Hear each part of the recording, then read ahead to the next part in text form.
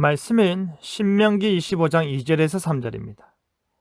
악인에게 태형이 합당하면 재판장은 그를 엎드리게 하고 그 앞에서 그의 죄에 따라 수를 맞추어 때리게 하라. 40까지는 때리려니와 그를 넘기지는 못할지니 만일 그것을 넘겨 매를 지나치게 때리면 내가 내 형제를 경히 여기는 것이 될까 하노라. 출애굽 백성들은 광야에서뿐 아니라 가나안 땅에 들어가서도 많은 무리들과 함께 공동체 생활을 해야 했습니다. 많은 사람들이 매일의 삶을 살다 보면 여러 가지 문제가 생기는 것이 당연하다 할 수 있습니다. 그와 같은 시비가 생겨서 재판을 청하면 재판장은 그들을 재판해야 하는데요. 존엄성은 지켜라 라는 제목으로 말씀이 주는 교훈을 함께 나누겠습니다. 이스라엘 공동체 내 사람들 사이에 시비가 생겨서 재판을 행해야 할 때가 있을 것입니다. 그때 재판장은 그들을 바르게 재판하여 의인은 의롭다 하고 악인은 악하다 정죄해야 할 것입니다.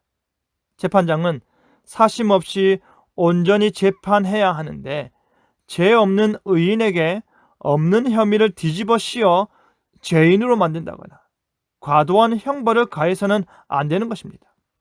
또한 악랄한 죄인에게 있는 죄도 묻지도 않아 형벌을 가볍게 재판해서도 안 되는 것입니다. 재판장은 하나님의 말씀의 원리대로 그 말씀이 가르치고 있는 바대로 공정한 마음으로 공평하게 재판해야 하는 것입니다.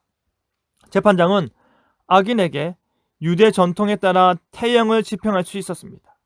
태형은 가는 막대로 죄인의 등짝이나 볼기를 때리는 형벌로서 재판장이 형을 집행할 때 말씀을 봉독하고 시작하였습니다. 봉독된 말씀은 내가 만일 이 책에 기록한 이 율법의 모든 말씀을 지켜 행하지 아니하고 내 하나님 여호와라 하는 영화롭고 두려운 이름을 경외하지 아니하면 여호와께서 내 재앙과 내 자손의 재앙을 극렬하게 하시리니 그 재앙이 크고 오래고 그 질병이 중하고 오래일 것이라 입니다.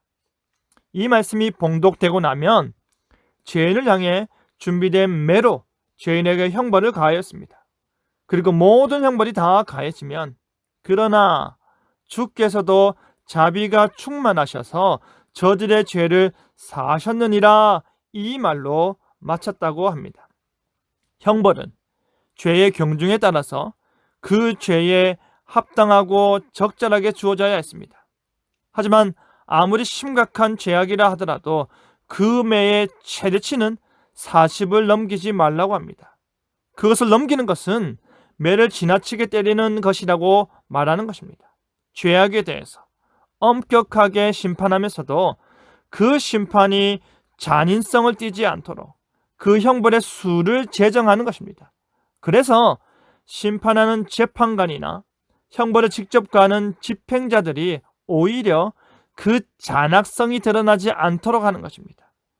너무 심한 매질을 통해 매를 맞은 당사자가 회복할 수 없는 상태가 되거나 불구가 되는 것을 사전에 방지하는 것입니다. 심각한 죄악으로 인해 그 죄악이 철저하게 다뤄져야 한다 하더라도 너무 잔혹하게 형벌을 가하여서 오히려 죄인을 향한 동정심이 나타나거나 정의 구현보다는 인간의 존엄성과 인격 훼손이 더 심각한 문제를 일으킨다면 이는 옳지 않다는 것입니다.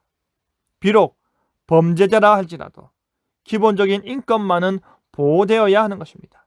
선한 길로 인도하기 위한 재판의 목적 자체가 훼손되지 않도록 하는 것입니다. 그것이 약속의 땅에 들어선 이후 이스라엘 공동체가 반드시 지켜야 할 사회 규범인 것입니다. 사랑하는 성도 여러분, 하나님께서 죄 많은 이스라엘 백성들을 그의 선민으로 삼으셨습니다. 이스라엘이 거룩해서가 아니라 거룩하신 하나님께서 그들을 택하셨기 때문입니다. 그들이 거룩을 완전히 유지하고 지켜 행해서가 아니라 하나님께서 그들을 향해 거룩하다 일컬어 주셨기 때문입니다.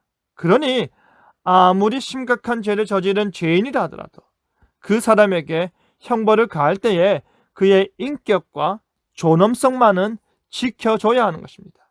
왜냐하면 그 역시도 여전히 하나님의 형상이기 때문입니다. 죄는 끝까지 미워해도 사람은 끝까지 용서할 수 있는 마음의 여유를 가지시길 바랍니다. 하나님의 마음으로 한 사람 한 사람의 존엄성을 지켜주고자 힘쓰는 저와 여러분 되기를 간절히 바랍니다. 아멘.